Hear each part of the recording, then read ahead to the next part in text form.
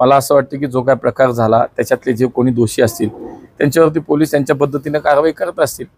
मी काय ते पाहिलं नाही, पण जर चुकलाय कोणी तर त्याला कायदा सुव्यवस्था हा निश्चितपणे आहे ना, त्या निमित्तानं मला असं वाटतं त्या माध्यमातून पोलीस कारवाई करतात. पण सीपींकडनं म्हणजे गुन्हेगारी कमी झाल्याचं सांगितलं जात आहे आणि सर्व लोकप्रतिनिधींसोबत आम्ही संपर्कात आहोत असं त्यांनी सांगितलं. मात्र दुसरीकडे वारंवार अशा मोठ्या घटना घडतात. नाही, पुण्यामध्ये मागच्या काही दिवसात अशा काही घटना घडल्या, पण मी तुम्हाला सांगेन की पोलीस सगळ्याच बाजूने असं नसतं की पोलीस मागच्या काही दिवसापूर्वी आपण हे पाहिलं की पोषकाहारामध्ये सुद्धा पोलिसांनी चांगलं काम केलं. पुण्यात अंमली पदार्थांचा मोठा साठा जप्त झाला.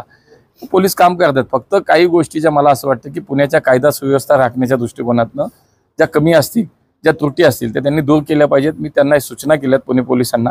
मला असं वाटतं की त्यातनंच कारवाई होते. दिसतंय की शेवटी शहरातल्या नागरिकांना एक स्वतः या शहरात सुरक्षित वाटलं पाहिजे.